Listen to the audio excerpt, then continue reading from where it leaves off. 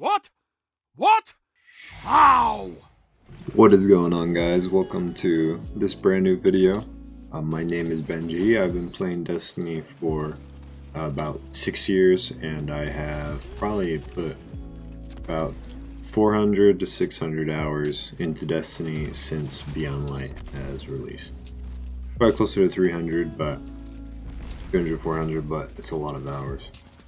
I recently went and got to 5500 in the competitive playlist this season, and I want to talk about my thoughts on the new Stasis subclasses, how they fit into PvP as a whole, and what I think they could do to change them and balance them a little bit to be in line with the other subclasses that we had in the game. I want to first preface this by saying that Beyond Light for me has been a really cool expansion. I'm glad to see the direction that Bungie is going. There's definitely its issues in terms of loot, and in terms of bugs, and in terms of trials being postponed, but there's also plenty of good things that Bungie has done, and overall it is a positive experience Beyond Light has been. For me and most of the PvP players that I come in contact with, there are a lot of people that are annoyed with Stasis, but they also love using it themselves, so can't be a hypocrite. Let's get into it though. When we, the last new subclasses that I remember being like, wow, were the Taken King new 3 subclasses for the Hunter, Warlock, and the Titan. The Hunter finally getting Night Stalker, the Warlock finally getting the Storm Trance, and the Titan finally getting Solar Hammers. Which, if you didn't know, weren't originally in the game. They're actually added a year after. So Taken King was the first yeared expansion. Not the first expansion, but the first yeared expansion of Destiny 2, but a little fun fact. Now getting into Stasis. Stasis is all about 3 things. Slowing, freezing, and then shattering your enemies. And before Beyond Light came out and I was watching the trailers and stuff and getting an idea of what these new subclasses would do, I did not think that Crucible was going to be fun with freeze and slow mechanics.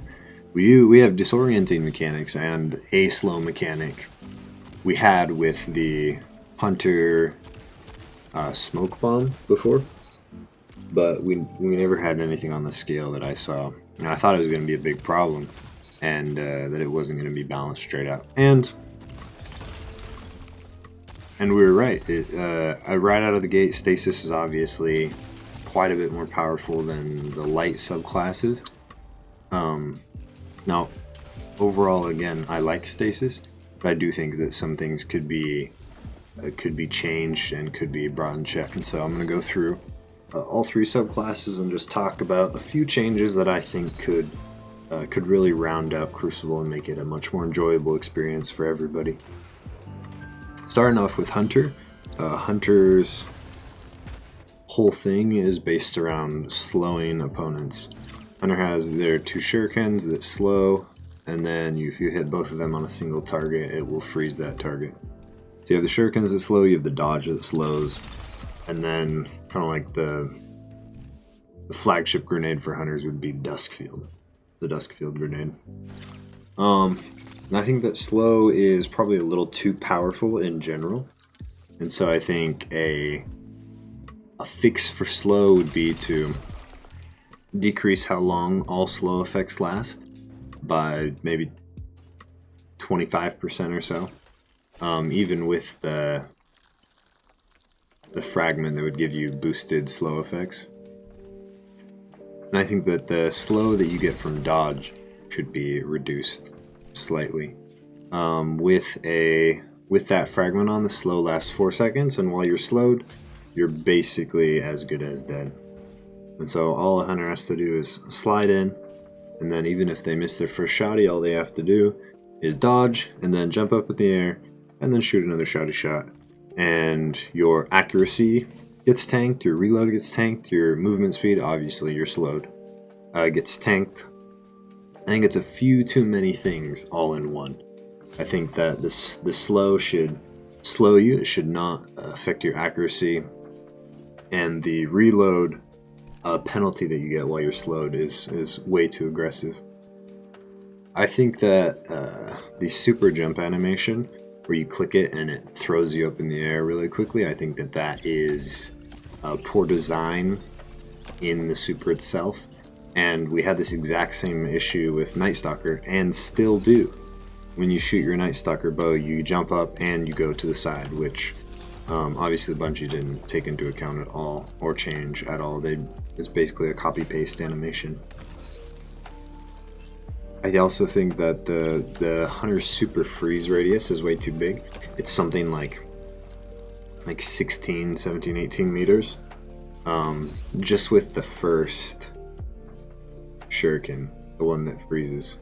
And I think that freeze should last for only 2 seconds, or only 1.25 seconds, like the Warlock Melee. I don't think it should be as powerful as it is. And shuriken double freeze should only last 1.25 seconds or 2 seconds, like the Warlock one. And obviously the wombo combo needs to get nerfed. Shatter Dive should be put on a cooldown, maybe a 15-second cooldown, a 20-second cooldown, so you really have to make sure that your Shatter Dive's on point. So you can't just Shatter Dive, oh you missed the crystals, oh just hit it again. And then also the fragment that increases damage and radius of shattering crystals, that one of those should be taken away. So either the extra damage should be taken away or the extra radius should be taken away. Both is just way too powerful with that combination of the grenade and the Shatter Dive. Moving on to Warlock, we have the Warlock Melee, which got a big range nerf. Almost right at the beginning of Beyond Light, and got a duration nerf as well. The duration nerf was perfect. They could even go more on the duration. They did not, however, need to reverse some of the range nerf with the Warlock Melee. The Warlock Melee, even now, it's up to 18 meters and freezes for 1.25 seconds at 18 meters. Right now in the game, as I'm recording this on December 13th. I think that is way too far for a melee, and especially for an insta-freeze ability that's very cheesy and takes very little effort to do. I think that if you do keep the range of the melee the same, then any melee hits outside of 10 meters, or even outside of 8 meters or something like that, would slow the opponent instead of freezing them. And again, no accuracy penalty while you're frozen. I think that, like the Titan Super, which we'll get into later, I think that the Warlock Super, when you pop it next to enemies, should slow those enemies. Similarly, like the Titan Super freezes the enemies that you're right next to. Last point for the Warlock, I think that Claws of Ahamkara should not work with the Stasis subclass. I think that you should rework Claws of Ahamkara for the Stasis subclasses. So keep it double melee on all the light subclasses. Then have a little footnote that says, while on Stasis subclass, gain +2 tiers of discipline, 2 or 3 tiers of discipline, and melee freezes at all ranges. So that goes with the only make the melee freeze inside 10 meters, and then maybe up to 15 meters it could freeze with Claws of Ahamkara. It's full range, which I think should be capped at about 14-15 meters, not 18. 18 is outrageous. On to last but not least the Titan. I think that melee registration and super left click registration, so the shiver strike type animation stuff, the registration on that is terrible towards the tail end. It's literally 50-50 for me. And I'm a Titan main, and I've been playing Behemoth. I've probably popped, I don't know, 300 Behemoth supers, and I either get double bang via shoddy because my first melee didn't hit, or I get 5 kills. It's never in between. It's always one or the other.